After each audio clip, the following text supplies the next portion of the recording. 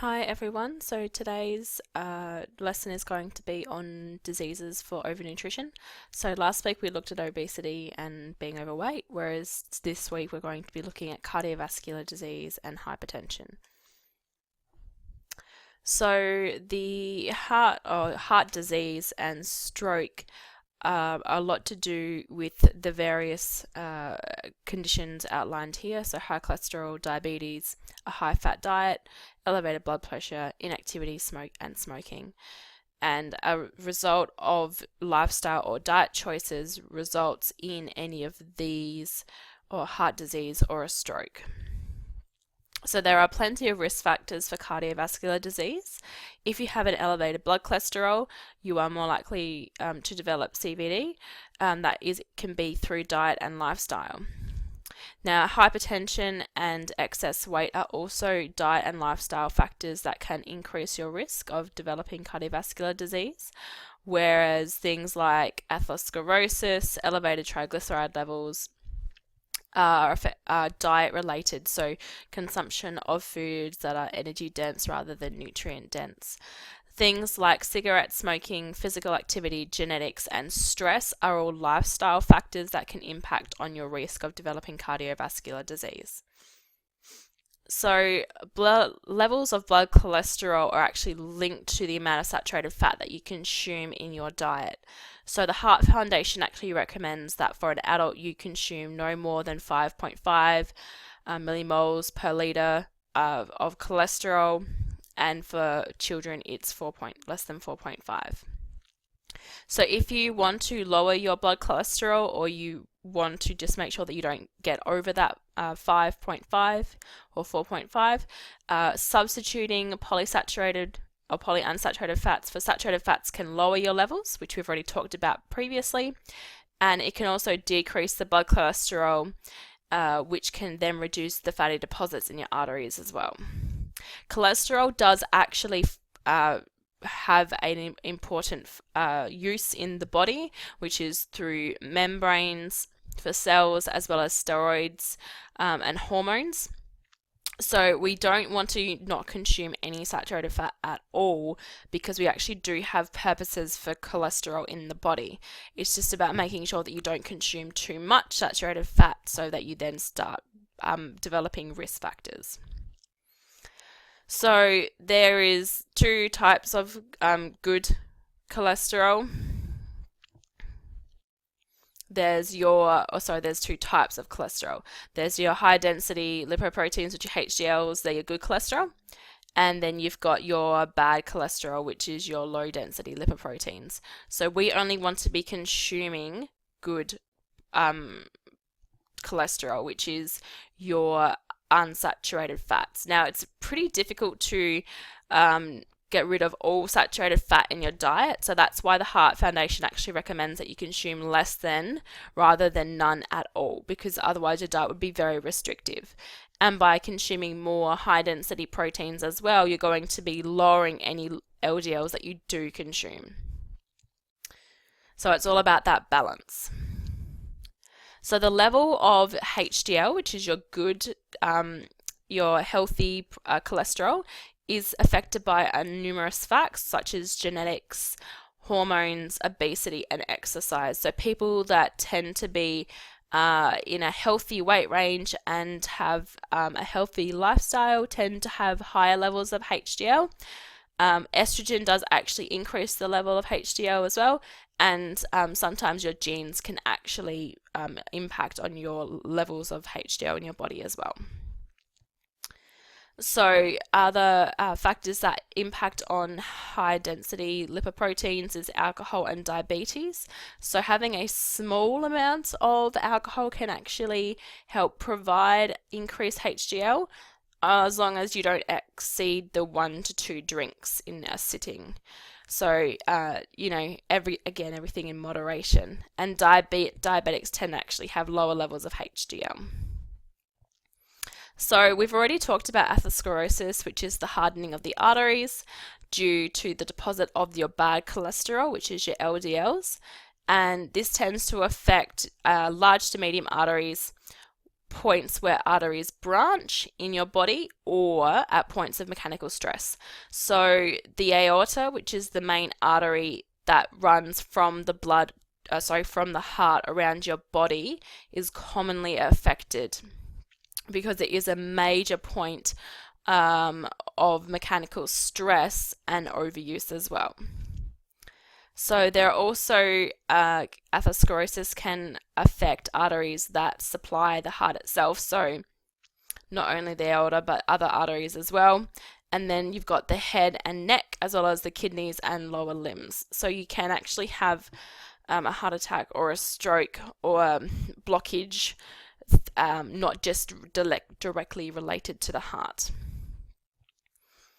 So as we know, atherosclerosis is the build-up of cholesterol and fat.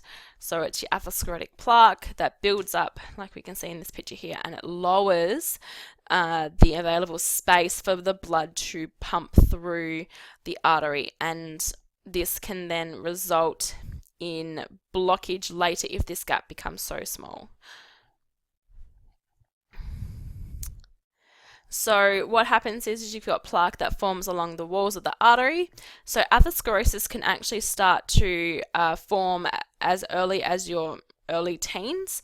And actually what happens is usually by middle age, the plaque that you built has then built up to a dangerous level, which can then restrict blood flow.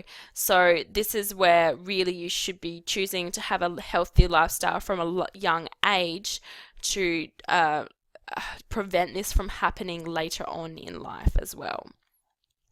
And again, remembering that atherosclerosis can impact on the neck or the kidneys or the legs as well. So there are other risk factors for atherosclerosis as well. So an increase in saturated, hydrogenated or trans fatty acids, an increase in cholesterol, a decrease in HDL because HDL acts like a sweeper and it sweeps away that plaque from building up on your arteries. And then a diet lacking in omega-3 essential fatty acids, which is your HDL, will also increase your risk factor. Other risk factors include hypertension, smoking. So if you're a regular smoker, you increase your risk of getting atherosclerosis. The older you are more likely to get atherosclerosis, your gender as well, and your personality type. So if you tend to be an emotional eater, that can actually impact on your risk factor of getting atherosclerosis, particularly if you're binging on bad, unhealthy food. So hypertension is where the heart will continually pump against increased pressure. So it's actually a high blood pressure over a longer period of time, and this can actually weaken the arteries because they become less elastic. Cigarette smoking will increase your risk of cardiovascular disease. So some people will inherit a tendency to make cholesterol. So in some cases, people do have bad genetics, which is unfortunate, because so you could choose all of your lifestyle factors and diet factors, and you could still end up with developing cardiovascular disease because of your genetics. But you could definitely lower your risk factors by impacting on everything else and decreasing all those other risk factors. So physical activity will help to increase your blood flow, but it won't undo a bad diet. So you can exercise as much as you want, but if you go and smash a cheeseburger at Macca's afterwards, you're still going to increase your risk factor for developing cardiovascular disease despite physical activity, because you're still consuming that LDL, that bad cholesterol. And another risk factor is stress. So if you are an emotional eater and you overindulge in alcohol or smoking or processed foods, that's going to increase your ability or potential for developing atherosclerosis as well. So the consequences of atherosclerosis can be a heart attack or myocardial infarction, it's a technical term, a stroke, gangrene or necrosis of the tissue supplied by the blocked artery as well. So there are a whole bunch of modifications that you can make to your diet to reduce your risk of developing cardiovascular disease. So you can choose to eat low-fat foods like vegetables, grains and cereals instead of high-fat snacks like chips or biscuits or sweets. You can cut back on your saturated or hydrogenated fats. So that's your butter, margarine, chocolate, coconut oil, and substituting them for your healthy fats, so your poly and mono unsaturated, like olive oil, for example, or avocado is another healthy fat. Eating lean cuts of meat, so for example, cutting the fat off the meat, or eating lean chicken that has no skin on it, or kangaroo or turkey, they're low lean cuts, or fish, because fish is actually quite lean and usually only contains the healthy fats in comparison to the unhealthy fats. Avoiding fatty and deep fried fast food like KFC, for example. And if you are going to eat dairy products, choose the low fat option, and rather than eating ice cream, eat low fat frozen yogurt instead. There are other modifications that you can make as well. So your cooking method needs to change. So cooking without extra fat, so for example, grilling or steaming or microwaving will decrease the amount of fat that you're consuming. Use a low or no fat salad dressing rather than a full fat one. Snack on low fat foods, so for example, snack on fruit or popcorn rather than chips and sweets. Reduce your alcohol consumption. Reduce sugar in general, and increase your soluble fiber, so your oats, barley, and legumes, because they're going to help block the buildup of LDL in the arteries. So foods that you want to avoid include foods that contain high cholesterol, so egg yolks and prawns. You want to avoid adding salt or buy no added salt products. So when you're buying canned tomatoes from the supermarket, if you pick the no salt added option rather than the normal one, that's going to reduce your risk of developing CVD. And you also want to avoid high salt foods like ham, bacon, sausages, crisps, pickles, packet soups, and Vegemite. So hypertension is associated with cardiovascular disease, and it's where the pressure of blood inside the arteries is higher than it should be.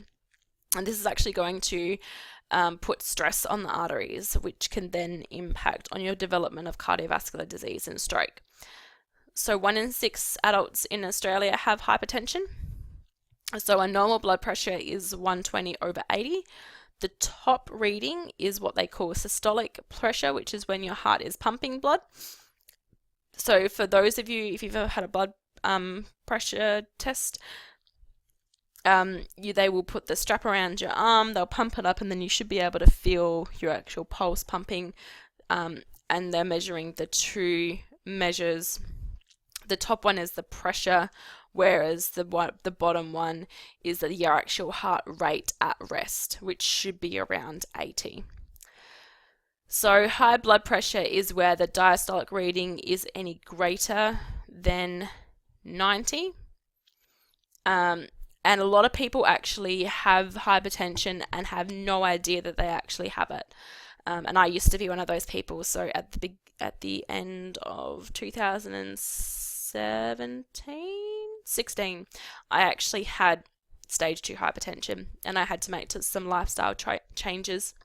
But I had no idea. It wasn't until I went to the doctor and had my blood pressure taken. She was like, Kelly, we need to make some changes. Are you really stressed? Because I had very high blood pressure, and I don't anymore, because I did make changes like starting to exercise more regularly and changing my diet, changing what I stressed over, because it was going to impact on my health. And the doctor warned me that she had actually had a woman come in that was just a little bit older than me that ended up having a stroke at the age of about 28, 29, which is really, really upsetting. So that was a bit of a wake-up call for me.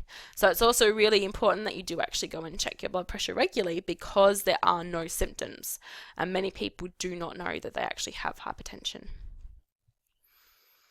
So your blood pressure does actually vary throughout the day, depending on whether you're exercising, whether you're stressed, or whether you're scared, your posture, and whether you're in pain as well. So if you are in pain, your blood pressure will actually be higher.